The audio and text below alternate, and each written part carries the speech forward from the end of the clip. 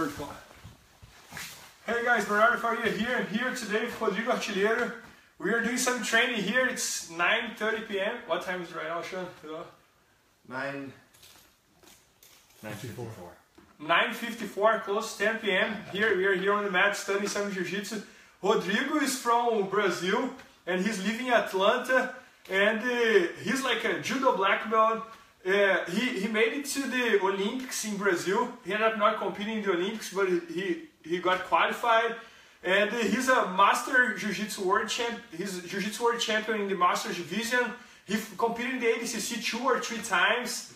And how many times? 2 times, yeah. 2 times. And we are here today to do some Q&A. So if anybody has any question about jiu-jitsu, we are both here to try to reply. That's my first time doing live, so let's see how it goes. So let me see one question here. Just write us questions, guys, and I'm gonna check. 30 people. Nice, 30 already. I gotta actually learn how to read the questions.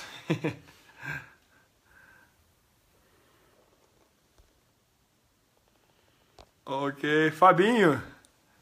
Haha. So, guys, if anybody has some questions, let us know. Wait a second. Man, it's my first time doing that. I gotta learn how to use it. 38. Wow. It's getting packed here. 7. Wow. So today, Rodrigo was showing me, what was that technique from the deep halfer? He was showing me a new thing he's doing from the deep halfer. I'm trying to keep the hip off the ground. So he was showing me one new thing here he's trying from the deep halfer, that many times we are in deep halfer and our goal is always to keep the hip low. So what Rodrigo has been doing here, he's lifting my hip up, and this makes me hard to control, to start doing any technique, just because the fact that he's moving my hip very, very high, and then you can see that it's kind of hard for me to move. So this was one technique that we were both studying here, what should we do from this position, and my thought here was that I had to break this grip first before I start attacking. Many times nowadays people have been asking a lot of questions about deep halfer. So for this one, for example, I was going back and forth with Rodrigo. I cannot have any attack from here. So I would try first to break this grip. And somehow, maybe like controlling his arm and stretching my leg down here. I would need to figure out a way here to move my hip low and break this grip. So this was a very cool technique that we were going back and forth here. What was the other one? He also showed me one thing from it's a trap that he has been using from the north-south. So for example, I can show that kimura.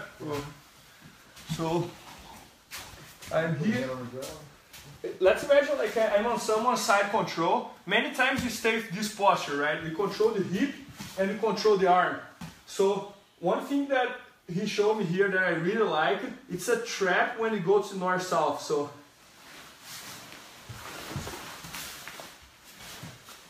he goes to a kimura from the border here. So can you repeat that? Yeah.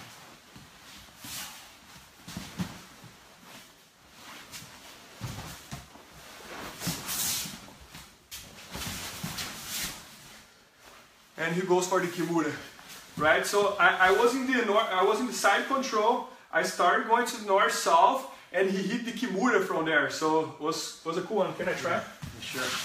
So most of the time, someone on side control, okay? So usually people bring this arm over, and before going to north-south, they block the hip, put a hand on the ground. That's a mistake, because as soon as I start walking, I expose my arm. They're not going to turn to the other side. Now swing the arm. Yeah, can attack the motor. Now, yeah, I like it. You know, can you show me again? Again, here, or south, usually I bring this arm over, I start blocking the hip, I go to the other side, boom, and Bernardo turn it another way. Nice! Boom. Yeah, it's right there. I had never seen that before. And guys, one of the questions I receive the most every time I'm teaching and this and that is about the over-under pass. So I'm gonna go over some details here that many people has been asking. Can you lay down, Rodrigo? Guys, many times when I'm teaching the over-under pass on seminars and this and that, and even on my DVDs, one question that I always receive is, for example, when you get here, the guy on top tries to come up and bring my shoulder down and and pin my head on the mat. How should we avoid that? Right? So, for example, let's imagine I'm fighting against Rodrigo here. I'm gonna start going to the there, and then he's gonna pin my head down. Right? So, what I normally try to do here is that the time I'm approaching the over-under pass is the most dangerous time that this can happen. So, for example, every time I'm going here, that's the dangerous time that he can maybe approach and pin my head down, right? So, you want to say something? To avoid. What do you do to avoid that? What I'm gonna do to avoid this is, for example, instead of going slow here, I'm gonna be a bit more aggressive. So I gotta go right away and place my head here, and then I don't give him the time to go to what I call like the bury and bury my head down, right? So once again, I'm here. Instead of going like slow, that's the dangerous time. Look, he can come up and bury me. So I'm gonna go very quick and place my head there and get the position, right? So this is like one of the main questions I receive about the over-under pass. Can I try? Yep. The live video and learn at the same time. so I usually go this way, right? But, yeah, this is we're going more like towards the double under. When I go to the over under, I go more towards this way over this here. way. Yeah. So many times what happens, they come up and they control the shoulder and the hip escape and they run to the like arm drag or something like that. So instead, I gotta go very aggressive. I gotta go here. Yeah, right away. And then you don't give me time and the space to set up this way here to block the over under. God, you're under pressure right here. Yeah. With the shoulder. And jump and pass. Good, very good. But guys, that was my first time doing the live here. I'm gonna start doing that more. And I hope you guys have enjoyed a little bit here. Now we're gonna keep training. Good turn off.